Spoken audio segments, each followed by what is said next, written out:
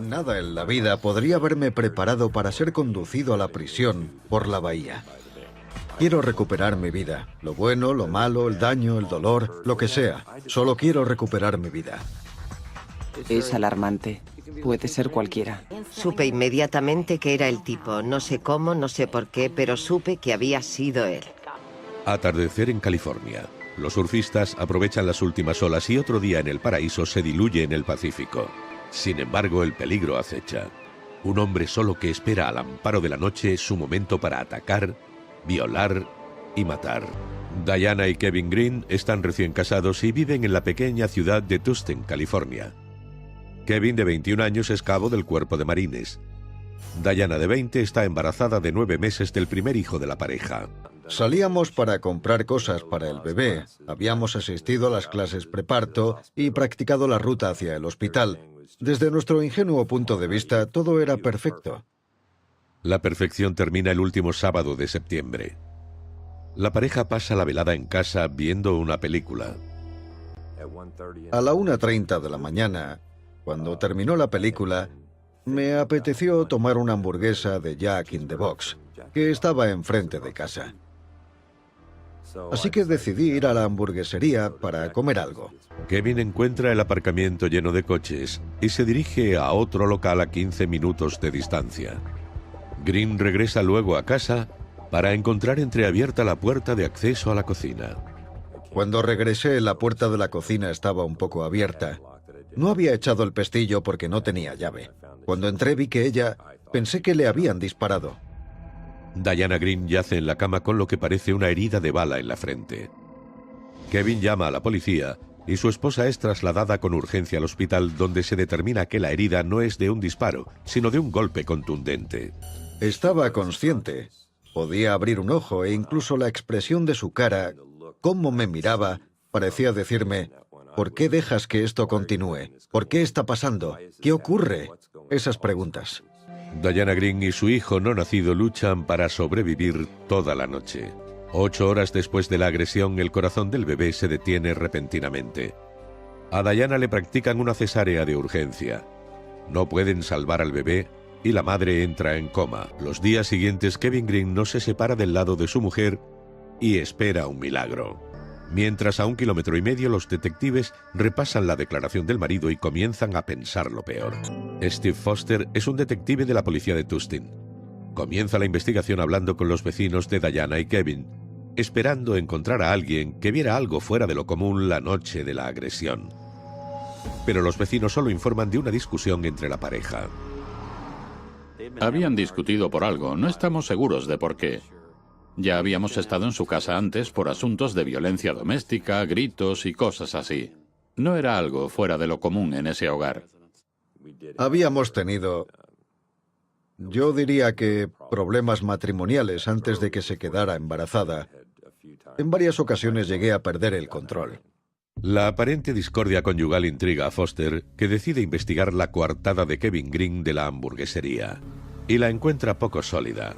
Lo que nos resultó curioso es que justo enfrente, a escasos metros, había un establecimiento, pero condujo hasta Santa Ana a 15 minutos en coche. Poco a poco, Kevin Green escala puestos en la lista de sospechosos de la agresión a su mujer. Cuando es interrogado, Kevin cuenta a la policía haber visto a un hombre negro cerca de una furgoneta negra al salir de su apartamento y después cuando regresó a casa. Me miró por encima del hombro izquierdo y siguió andando. Le vi sacar el brazo por la puerta del conductor de la furgoneta y agachar la cabeza mientras lo hacía. Recuerdo que me dijo: sí, vi a un hombre negro en una furgoneta negra, y mi actitud en ese momento fue: sí y ya. En el cuerpo de Diana se encuentran rastros de semen. En tiempos anteriores al ADN solo se puede determinar el grupo sanguíneo, cero negativo, un tipo compartido por menos del 15% de la población, y por Kevin Green. Un perjuicio añadido a cualquier teoría sobre la culpabilidad de un tercero. Cuando añades eso al resto, a la discusión que tuvieron, que fuera a la hamburguesería, que no mostrara sentimiento, en mi opinión nada de eso tenía sentido. Foster sospecha de Green, pero carece de información con la que presionar al marido, hasta 2 meses después del ataque, cuando Diana Green, totalmente recuperada del coma, comienza a comunicarse con sus padres sobre quién intentó matarla. Pudo comunicarles que Kevin era quien le había hecho eso. El 30 de noviembre de 1979, Green está comprando cervezas en una tienda cuando es abordado por la policía de Tustin. Me dijeron que tenía que acompañarles. Me sacaron de la tienda. Había 3 coches patrulla y 3 camuflados. ¿Qué estaba pasando? La policía interroga a Green enfrentándolo a la declaración de su esposa. Pero el sospechoso mantiene su historia. Dijo, está equivocada, yo no lo hice. Tuvimos una discusión, sí, pero no le pegué. No fui yo. Mi historia sonaba como a la del hombre del saco. No tenía sentido que yo hubiera estado 40 minutos fuera del apartamento y que en ese tiempo alguien hubiera entrado en mi casa, hubiera atacado a mi mujer, la hubiera violado y la hubiera dado por muerta. ¿Cómo podía pasar eso en 40 minutos? Demasiada casualidad. Así que decidió que fui yo. Kevin Green es acusado de un delito de agresión, intento de asesinato y asesinato en segundo grado por la muerte de su hijo no nacido. Su mujer sube al estrado e insiste en que fue su marido el que le atacó. Fue muy convincente. Contó con la empatía del jurado cuando se sentó allí, todavía con los efectos visibles de sus lesiones.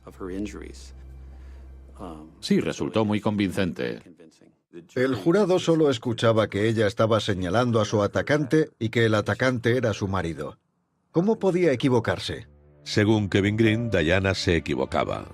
Una acusación errónea debida al traumatismo craneal. El daño que le causó a su cerebro no solo hizo que me acusara, sino que confundiera los hechos. Es común cuando se producen daños en el tejido cerebral. Los pacientes no saben que están recordando algo diferente a lo que ocurrió. Tras una semana de testimonios, el jurado delibera durante 2 días y regresa con un veredicto. Cuando me dijeron que el jurado tenía el veredicto, me metieron en un cuarto pequeño y me quedé allí, rezando. Pensaba que todo iba a salir bien, que podría volver a la normalidad. Recé por comprender cómo había ocurrido todo aquello. Cuando volví, vi llegar al jurado y no querían mirarme. No sonreían. No sabía qué quería decir eso. No sabía qué esperar. El juez lo leyó y me declararon culpable de asesinato en segundo grado. Kevin Green es recluido en la prisión de San Quintín, donde comienza a cumplir una condena de 15 años.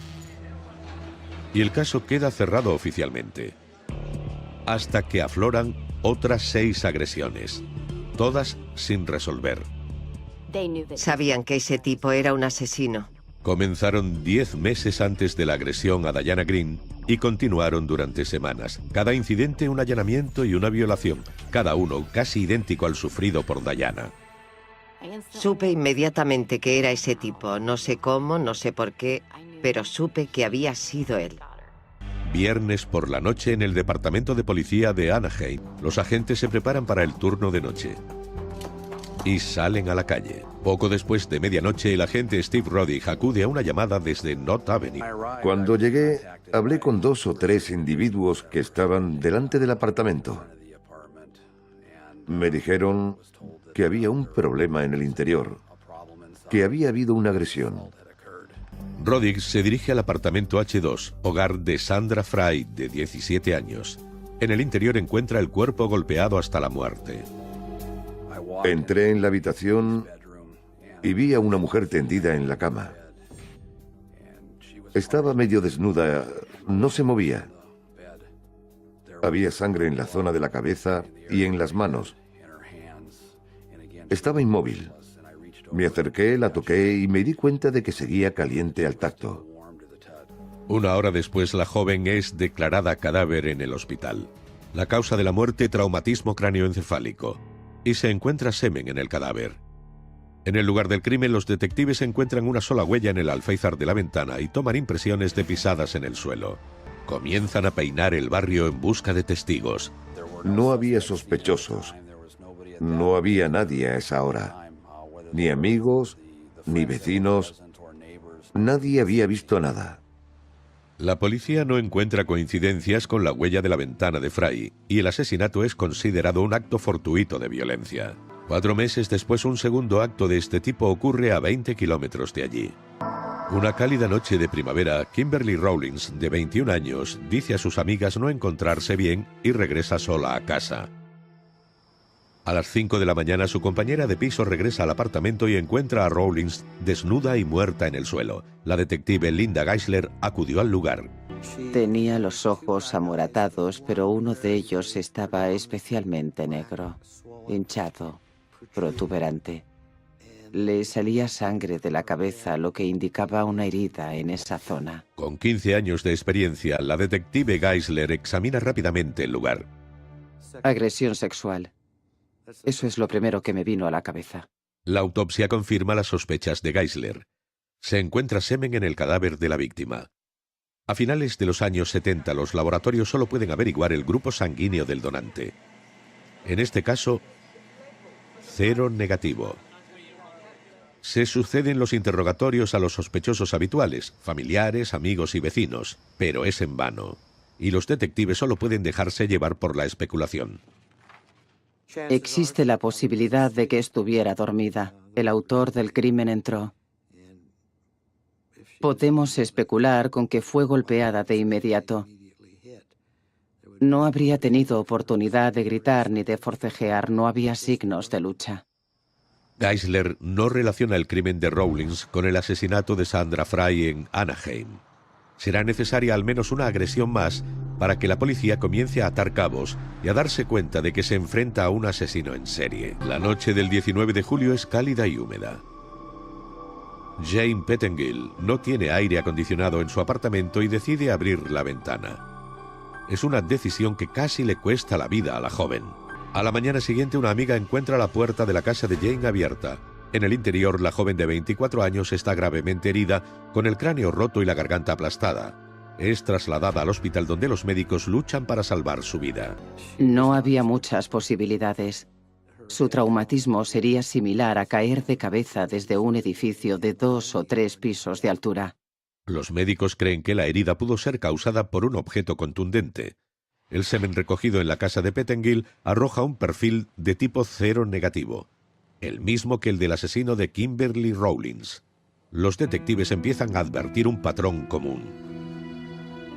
En ese momento resulta alarmante porque había 2 víctimas agredidas por el mismo autor. Y no dejábamos de fijarnos en lo que las 2 podían tener en común. Los detectives hacen decenas de interrogatorios, pero no logran encontrar vínculos significativos entre las 2 víctimas o algún posible sospechoso. Mientras, Jane Pettengill regresa del borde de la muerte. 5 semanas después de la agresión, la joven de 24 años abre los ojos para el resto de su vida. Mi cama del hospital estaba rodeada de gente. Recuerdo quiénes eran. Es la primera vez que recuerdo quiénes eran.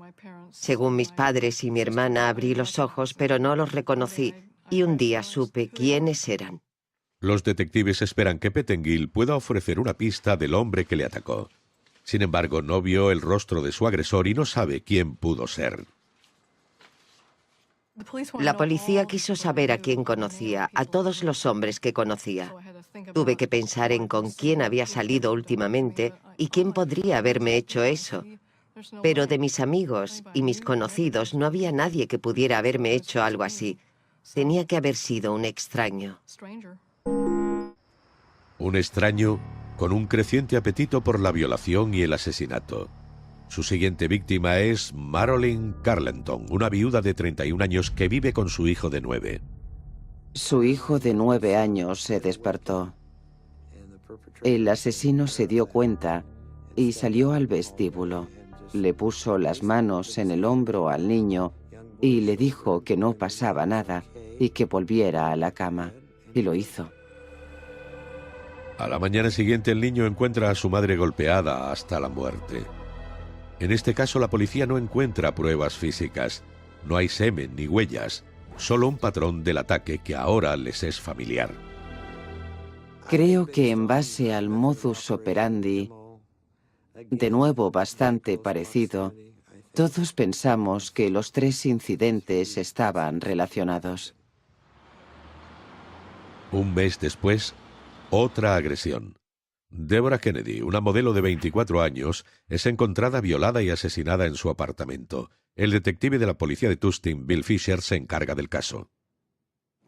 Siempre que se sospecha en cualquier crimen que hay un asesino en serie actuando en la comunidad, ésta se deja llevar por el pánico. Nosotros estamos aquí para intentar protegerles. Esperan que lo hagamos y si no puede se preguntan, ¿qué pasa? ¿Quién será el siguiente? En el condado de Orange se respira un ambiente de estado de sitio. Las calles están vacías al anochecer y las jóvenes se encierran en casa. Sabían que había un hombre matando chicas. Entre las más asustadas, Debbie Senior, de 17 años. Ella y su compañera de piso tenían miedo de ese tipo. Habían llamado a sus padres diciéndoles que tenían miedo. Les dijimos que echaran el cerrojo en puertas y ventanas. Nos dijeron que la ventana del baño no cerraba bien. Llamaron al encargado de mantenimiento para que la arreglara, pero nunca lo hizo. Debbie Senior es encontrada muerta en su apartamento. El asesino había accedido por la ventana defectuosa del baño. La policía da la noticia a la hermana de Debbie. Vinieron a decirme que Debbie había sido asesinada la noche anterior. Supe inmediatamente que era el tipo. No sé cómo, no sé por qué, pero supe que había sido él. Jackie tiene que decírselo a sus padres. Mi madre llegó a casa como siempre con una gran bolsa de dulces de la panadería. Siempre venía con algo. Y yo tuve que decirle que su hija pequeña había sido asesinada la noche anterior. La vi morir aquel día, se le rompió el corazón. El asesinato de Debbie Senior es la sexta agresión en 11 meses. Una serie de casos sin resolver. Sin embargo, hay un séptimo ataque en este tiempo. Es el de Diana Green. Es este caso y el hombre condenado por él el que proporcionarán la clave para atrapar a un hombre conocido en el condado de Orange como el asesino del dormitorio. Lo que tenemos aquí es la escalera de tamaño. En enero de 1996, los analistas de ADN del Laboratorio de Criminalística del Condado de Orange dan un primer paso regresando al pasado. Se les solicita que examinen pruebas de una serie de casos de 17 años de antigüedad. La obra de un sádico sexual apodado el asesino del dormitorio. El primer objeto abierto, un kit de violación de 1979, la agresión a Jane Pettengill de 24 años. En esa época no teníamos mucha experiencia en casos antiguos. Tratábamos sobre todo con casos actuales donde las muestras eran muy frescas. Este era el primer caso en el que nos remontamos al pasado, recuperamos muestras y logramos extraer ADN. Los analistas pueden desarrollar ahora un perfil genético completo a partir del semen recogido 17 años antes. Estas bandas rojas serían la muestra del asesino. La muestra se prepara para su comparación en la base de datos de ADN de Estados Unidos. En ese momento no había tantas muestras en la base de datos, así que no esperábamos una coincidencia inmediatamente. Pero Mary Hahn se lleva una sorpresa. En la pantalla apareció una coincidencia. La muestra desconocida coincide con la del sistema número 20289. La sangre proporcionada por un agresor sexual convicto llamado Gerald Parker. Se obtienen vínculos genéticos entre Parker y el semen encontrado en otras 3 agresiones. Hahn cree haber encontrado a un asesino en serie y llama a uno de los hombres que presentó las pruebas para su análisis, el detective Tom Tarpley. No tenía muchas esperanzas, pero siempre piensas que puede saltar la liebre. Y saltó. Recuerdo que estaba entusiasmado. Los detectives de casos sin resolver comienzan a investigar el pasado de Gerald Parker. Averiguan que es un exmarine que ha entrado y salido de la cárcel por multitud de delitos, incluido el secuestro y violación de una joven de 13 años. También averiguan que saldrá de la cárcel en libertad condicional en menos de un mes. La premura se debía a que Gerald Parker iba a salir de la cárcel. Solo disponíamos de 3 semanas para cerrar el caso antes de que quedara en libertad. No estaba familiarizado con el señor Parker ni con sus andanzas hasta que apareció ese nombre. El ayudante del fiscal del distrito, Mike Jacobs, trabaja con un equipo de detectives que prepara los cargos contra Parker. Su plan, interrogar al sospechoso en la cárcel, confrontarle con las coincidencias de ADN y con suerte obtener una confesión.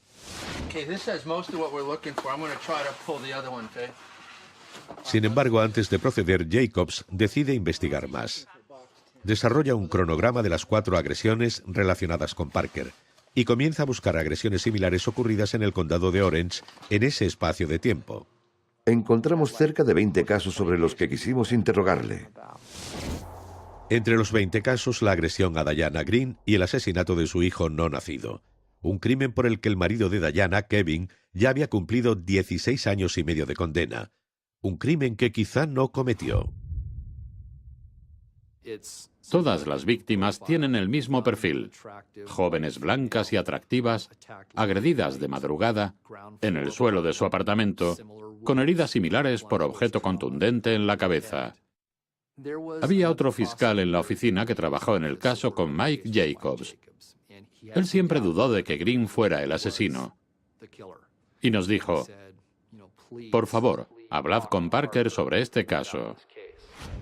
Los investigadores añadieron el caso Green a una larga lista de temas que debían hablar con Gerald Parker. Hicieron las maletas y se dirigieron a una prisión en Avenal, California. A 4 horas al norte del condado de Orange, la cárcel estatal de Avenal custodia a 7.000 internos. No es lugar para tímidos ni pusilánimes. El 14 de junio de 1996, el detective de casos sin resolver llega armado con 4 coincidencias de ADN y pide hablar con Gerald Parker. Los detectives de Costa Mesa, Linda Geisler y Bill Remond, son los primeros en entrar. Your DNA matches the DNA found on our victims. All 4 victims. Correct. I don't know. Which is what brought us here today, to talk to you.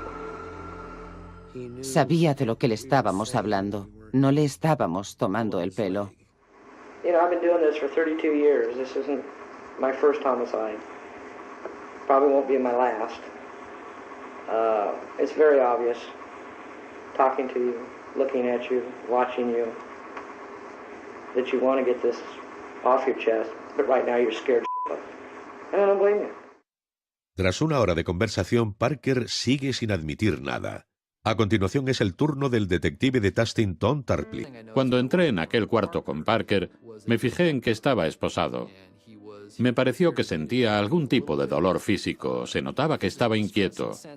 Debía llevar bastante tiempo con las esposas a la espalda. Así que le pregunté, ¿te gustaría que te quitáramos las esposas? Un guardia le quita las esposas y Tarpley da inicio a la conversación.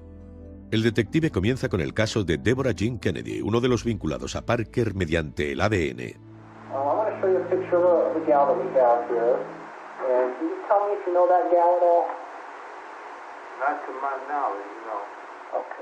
Pasamos por todo el proceso haciendo las mismas preguntas. ¿Conoces a esta joven? No, no la conozco. ¿Tuviste algo que ver con esto? No. Casi siempre respondió, no, no, no. Y pensé, bien, es hora de hablar del caso de Kevin Green. During the time that these murders happened in 1979, there was another woman who was attacked in her house.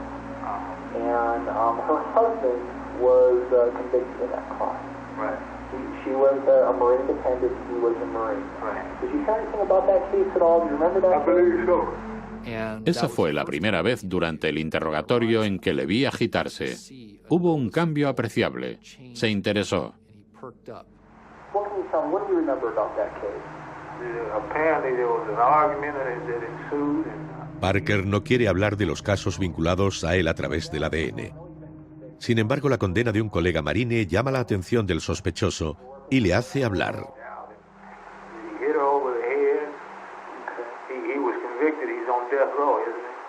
Se notaba que quería hablar del caso. Yo le dije, mira, has hecho muchas cosas mal en tu vida de las que seguro te arrepientes. No puedes cambiar lo que ha pasado ya, pero sí cambiar el presente.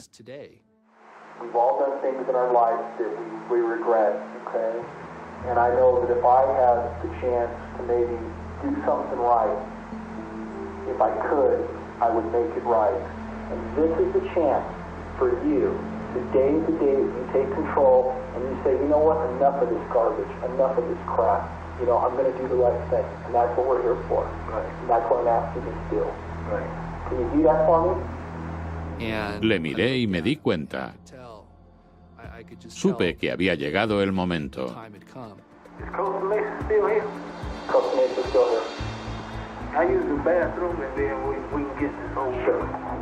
Gerald Parker está dispuesto a hablar de una serie de crímenes que le implican a través del ADN.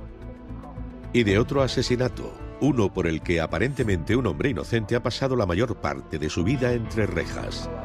I believe that there's a man on death row because of something that I did. First of all, I believe that there's a man on death row because of something that I did. Con esas palabras, el agresor sexual convicto Gerald Parker comienza su confesión. No de los 3 asesinatos y una agresión relacionados con él a través del ADN, sino de otra agresión y asesinato por los que un hombre llamado Kevin Green ya ha cumplido más de 16 años de condena. No se trata necesariamente de lo que dije o cómo lo dije. La clave fue sacar el tema del caso Green.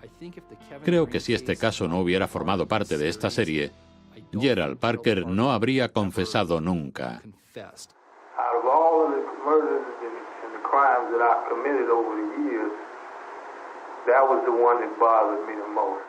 Creo que lo que inquietaba a Parker, lo único que le hacía sentir bien en su vida, era el cuerpo de marines. Un joven Gerald Parker sirvió en el cuerpo de marines, igual que Kevin Green.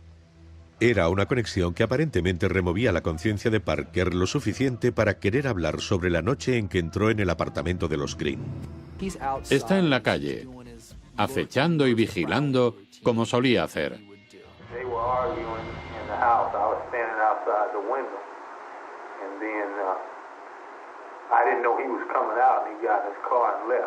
So you pick up the cord, you go in, and what happens? Where is she at when you first? She's in the bedroom. Okay.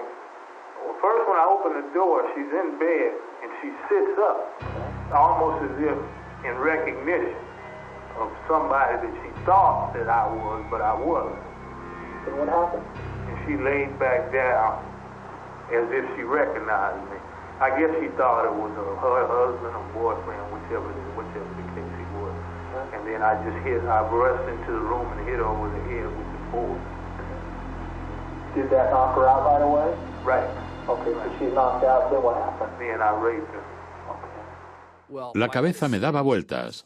Sabía que Kevin Green estaba encerrado por este asesinato que ocurrió en 1979 y estábamos en 1996. Pensé, puede que Green esté en el corredor de la muerte. No sabía dónde estaba. Y ahora hablaba con un tipo que me decía, yo cometí ese asesinato. La confesión voluntaria de Parker trastorna toda la investigación. Antes de que los detectives revisen el caso de Kevin Green, está el asunto de las otras 4 agresiones, 3 de ellas asesinatos, todas relacionadas con Parker a través del ADN. Con la agresión a Green confesada, Parker decide desnudarse por completo, describiendo con detalle sus agresiones a Kimberly Rawlins, Jane Pettengill, Deborah Jean Kennedy y Debbie Sr. En el caso de Marilyn Carlton, violada y asesinada mientras estaba con su hijo de 9 años, los investigadores carecen de vinculación mediante ADN, pero obtienen una confesión. Do you remember one where her little boy was home? Oh, yeah. Tell me about that one. I went in. I didn't know the little boy was in there until it was too late. And I don't recall what I hit her in the head with 3, maybe 4 times. And the little boy said something about his mother. He said, where did he come from, the little boy? The bedroom is right next door. So did he actually come in her bedroom? No, he didn't come in. He stayed in the darkness in the hallway. And he said that, Mommy, something's wrong with Mommy. What's wrong with Mommy? Something to that effect. And I moved him aside and just exited the apartment complex. I didn't hurt him. I just moved him aside and left. Parker pasa a proporcionar detalles de otra agresión. Una que los detectives de casos sin resolver no habían vinculado con el sospechoso. El asesinato en 1978 de Sandra Fry en la ciudad de Anaheim. She was clothed at the time I went in also. She was sitting at the kitchen table. And I hit her over the head. Remember about how many times you hit her? Twice, maybe 3 times. She was sitting up in a chair like this. So I would have to say it could have been more than 2 or 3 times before she slid off the chair. Parker termina confesando el asesinato de 5 mujeres y un niño nonato y la agresión a 2 más. Pero cuando abandonan el centro penitenciario, los detectives están más preocupados por el primer crimen del que habló Parker, uno por el que Kevin Green ya ha cumplido 16 años y medio en prisión. Tom Tarpley habla con el fiscal del distrito del condado de Orange. Le dije, va a tener que sentarse. Y eso hizo. Le dije, ha confesado todos los asesinatos, entre ellos el del caso Green. Y se hizo el silencio. El silencio pronto es sustituido por una larga lista de cosas que hacer. Entre ellas la prueba de ADN al semen encontrado en la agresión a Diana Green, supuestamente del marido. Los resultados demuestran que el semen coincide no con el de Green, sino con el de Gerald Parker. Tom Tarpley debe informar a Kevin Green de algo que solo el propio Green supo siempre. Es inocente. Me dijo, no he venido como tu amigo ni como tu enemigo, pero tenemos que hablar. Yo le contesté, bien, ¿qué pasa? ¿De qué quieres hablar? Tenía que convencerle de que no intentaba sonsacarle la autoría de los crímenes. Quiero recuperar mi vida. Lo bueno, lo malo, el daño, el dolor, lo que sea, solo quiero recuperar mi vida. Una calurosa mañana de verano, el detective Tom Tarpley llega al centro penitenciario de California en Soledad y pide hablar con el preso número C24033, un hombre condenado por asesinato, un hombre al que Tarpley cree inocente. Tenía que decirle a Kevin Green, lo siento, pero no eres tú. Eres libre. Cometimos un error. Cuando los guardias abrieron las puertas para el recuento de la mañana, no abrieron la mía. Se quedaron allí, me dijeron, Kevin, no podemos dejarte salir, el escuadrón Gunn te busca. Te está buscando el grupo de seguridad. Kevin Green es mantenido en su celda mientras se vacía el resto del pabellón. Entonces le ordenan que baje las escaleras, donde espera un visitante. Tarda 5 minutos en llegar. Son los últimos pasos de un viaje que comenzó más de 16 años antes. Nada en la vida podría haberme preparado para esa experiencia. Para ser conducido a la prisión por la bahía. Ahora estamos entrando en la prisión de San Quintín. Ya asusta bastante si vienes como un turista, pero imagina llegar y darse cuenta de que cuando pare el autobús, yo formaría parte de eso. El autobús entró por esa valla. Green es trasladado a San Quintín en el invierno de 1980. Al llegar, su primera preocupación es encontrar un modo de seguir vivo. Hay matones. Están los tipos de las bandas de negros, están los de las bandas de mexicanos. No hay buenas personas. Casi todos han cometido un crimen. Por eso están allí. Y a ese lugar iba yo. Como asesino convicto de un bebé desde el momento que entra en San Quintín, Kevin Green es un hombre marcado. Hay una larga lista de presos que deben tener cuidado con el resto. Abusadores de niños, violadores, asesinos de niños, son objetivos. 5 meses después de llegar a San Quintín, Green es agredido por 5 presos en el interior de su celda. Están a punto de matarlo cuando un funcionario interviene. Green es aislado de la población reclusa en el ala sur de San Quintín. El ala sur da a la bahía. Y cuando sube la marea, las aguas residuales entran en la sección D del ala sur. Me fui a dormir y en medio de la noche me desperté pensando que pasaba algo. Cuando sube la marea y las aguas residuales suben, las cucarachas deben ponerse a resguardo. Y averigüé dónde iban. Green pasa 6 meses en el ala sur antes de ser trasladado a una prisión estatal de California en Soledad. Un encierro en aislamiento prácticamente permanente. Cada vez que abrían las puertas, había un motín, un asesinato, un apuñalamiento, una agresión a los funcionarios, lo que fuera. Y volvían a encerrarnos. Era el infierno. Y me encantaba porque de alguna manera lo entendía. Estaba tan destrozado que no me importaba nada. Pero me estaba devorando vivo. Dios y yo tuvimos una discusión. Una fuerte discusión. Le dije, dime dónde ir y cómo hacerlo, y me voy. Si eso era lo que Dios iba a hacer por mí, no lo quería. En 1984, un hombre inocente llevaba 4 años en la cárcel. 4 años que parecían 40. Un día me senté a la máquina en el trabajo que tenía en la cárcel y las manos me temblaban en el teclado. No podía pararlas. Era el final. No tenía control siquiera de mis dedos. Y se me ocurrió. Podía parar todo aquello. Tenía el control. Solo tenía que volver a mi ala, subir al 3er piso, encaramarme en la repisa y ver si podía volar. Kevin se levanta de su mesa y se dirige a lo que considera la salida más fácil, un momento duro y no más dolor. Sin embargo, ocurre algo curioso de camino a la eternidad. Me detuve y me dije, Dios, no lo soporto más. Necesito ayuda, de verdad, como nunca antes la he necesitado. Y en ese momento me calmé, de la cabeza a los pies. Lo sentía, me calmé. Lo que me estaba pasando, todo lo que me estaba ocurriendo, me imposibilitaba para hacer nada más. Y entonces se hizo la luz. Pensé, bien, entendido. Esto me está pasando por una razón. No sé cuál es. No sé qué tengo que saber, pero ahora lo sé.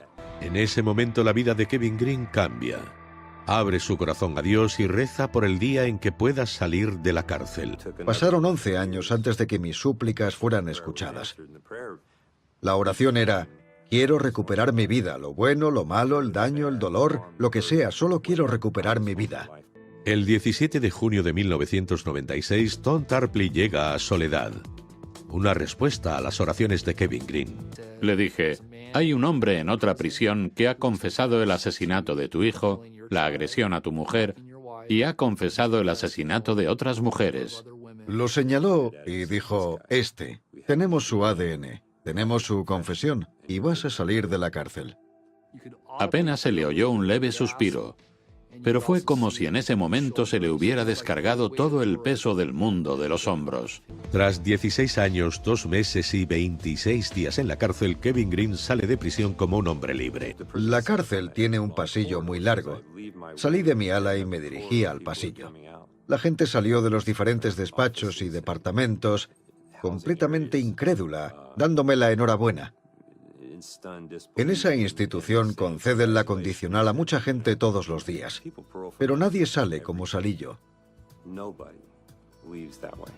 El 20 de junio, Kevin Green se presenta ante un juez del condado de Orange. El juez estaba feliz de pedirme disculpas, de explicarme que por fin podía despertar de una larga pesadilla. Y una de las cosas más importantes que me dijo fue, señor Green, puede salir por la puerta que quiera. Cuando Kevin Green sale por una de las puertas del juzgado, Gerald Parker entra por otra, condenado por 6 delitos de asesinato. Es sentenciado a morir por inyección letal. Es demasiado indoloro, demasiado fácil. Se tumba en una mesa y lo anestesian. Le paran el corazón y deja de respirar. Mi hermano sufrió el impacto de un hacha en la cabeza y tardó horas en morir. No hay justicia, pero ya no puede hacer daño a más gente. Y eso es por lo que debemos dar las gracias. Ninguna familia más tendrá que pasar por esto. Nadie soportará el dolor que nos causó él. Jackie Bissonet tiene 46 años. Tenía 21 cuando mataron a su hermana Debbie. A lo largo de los años, el camino a la tumba de su hermana nunca cambia. La lápida sigue ahí, recordándole el cruel hecho de que ningún veredicto de culpabilidad ni pena de muerte borrará el dolor. No hay día que pase que no piense en ella. Sigo hablando con ella en el coche, le pido consejo, le pido ayuda. No quiero olvidar, no quiero que se vaya de mi mente. Es parte de mi vida, es parte de mí. Ojalá pudiera volver. Kevin Green alberga el mismo deseo para la hija que nunca conoció y por cuyo asesinato fue condenado erróneamente. Dice Chantel Marie, 30 de septiembre de 1979, hija del cabo Kevin L. Green y esposa, Cuerpo de Marines de Estados Unidos. Y una cruz. Te hace pensar cuál habría sido su color favorito. Nada te repone de la pérdida de un ser querido, ni repara las casi 2 décadas de la vida de Green pasadas tras las rejas de una cárcel de California. Sin embargo, el Estado lo intentó. Me concedieron $100 al día. Mi libertad, mi vida. Esos 16 años de vida valían $100 al día. Pero es mejor que nada. La indemnización total del Estado ascendió a $620.000. Aquel día le firmé un cheque a mi abogado por $200.000 y no lo rechazó. Se llevó una tercera parte. Yo cumplí 16 años de condena y él se llevó una tercera parte. Así se hacen las cosas. Me fui a casa con poco más de $400.000 como compensación por 16 años de mi vida. El dinero de Kevin Green se fue tan rápido como llegó. lo perdió en la bolsa. Si Dios quisiera que me hiciera rico, me tocaría la lotería. No pasa nada. Es frustrante. Soy pobre. Esa es mi vida, es mi oración. Es lo que tengo.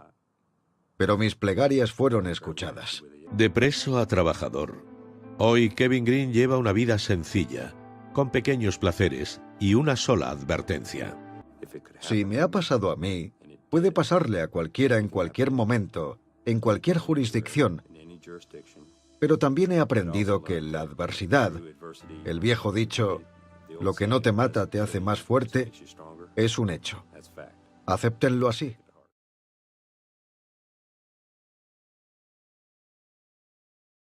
Habíamos asistido a las clases preparto y practicado la ruta hacia el hospital. Desde nuestro ingenuo punto de vista, todo era perfecto. La perfección termina el último sábado de septiembre. La pareja pasa la velada en casa viendo una película. A la 1:30 de la mañana, cuando terminó la película, me apeteció tomar una hamburguesa de Jack in the Box, que estaba enfrente de casa. Así que decidí ir a la hamburguesería para comer algo. Kevin encuentra el aparcamiento lleno de coches y se dirige a otro local a 15 minutos de distancia. Green regresa luego a casa para encontrar entreabierta la puerta de acceso a la cocina. Cuando regresé, la puerta de la cocina estaba un poco abierta. No había echado el pestillo porque no tenía llave. Cuando entré vi que pensé que le habían disparado. Diana Green yace en la cama con lo que parece una herida de bala en la frente. Kevin llama a la policía y su esposa es trasladada con urgencia al hospital, donde se determina que la herida no es de un disparo, sino de un golpe contundente. Estaba consciente. Podía abrir un ojo e incluso la expresión de su cara, cómo me miraba, parecía decirme, ¿por qué dejas que esto continúe? ¿Por qué está pasando? ¿Qué ocurre? Esas preguntas. Diana Green y su hijo no nacido luchan para sobrevivir toda la noche. 8 horas después de la agresión, el corazón del bebé se detiene repentinamente. A Diana le practican una cesárea de urgencia. No pueden salvar al bebé y la madre entra en coma. Los días siguientes, Kevin Green no se separa del lado de su mujer y espera un milagro. Mientras, a 1,5 kilómetros, los detectives repasan la declaración del marido y comienzan a pensar lo peor. Steve Foster es un detective de la policía de Tustin. Comienza la investigación hablando con los vecinos de Diana y Kevin, esperando. Nada en la vida podría haberme preparado para ser conducido a la prisión por la bahía. Quiero recuperar mi vida. Lo bueno, lo malo, el daño, el dolor, lo que sea. Solo quiero recuperar mi vida. Es alarmante. Puede ser cualquiera. Supe inmediatamente que era el tipo. No sé cómo, no sé por qué, pero supe que había sido él. Atardecer en California. Los surfistas aprovechan las últimas olas y otro día en el paraíso se diluye en el Pacífico. Sin embargo, el peligro acecha. Un hombre solo que espera al amparo de la noche su momento para atacar, violar y matar. Diana y Kevin Green están recién casados y viven en la pequeña ciudad de Tustin, California. Kevin, de 21 años, es cabo del cuerpo de marines. Diana, de 20, está embarazada de 9 meses del primer hijo de la pareja. Salíamos para comprar cosas para el bebé. Había un hombre negro cerca de una furgoneta negra al salir de su apartamento y después cuando regresó a casa. Me miró por encima del hombro izquierdo y siguió andando.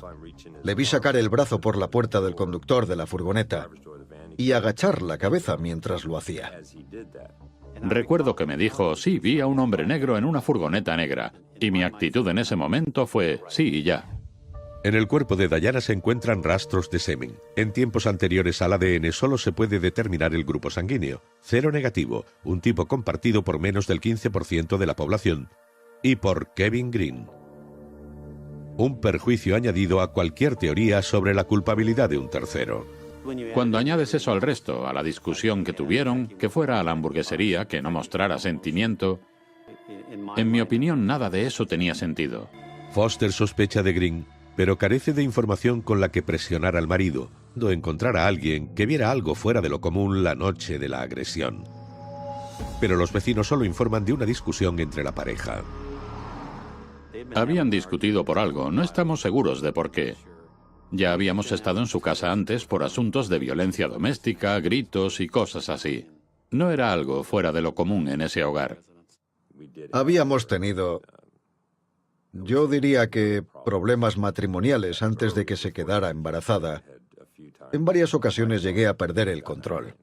La aparente discordia conyugal intriga a Foster, que decide investigar la coartada de Kevin Green de la hamburguesería, y la encuentra poco sólida. Lo que nos resultó curioso es que justo enfrente, a escasos metros, había un establecimiento, pero condujo hasta Santa Ana a 15 minutos en coche. Poco a poco, Kevin Green escala puestos en la lista de sospechosos de la agresión a su mujer. Cuando es interrogado, Kevin cuenta a la policía haber visto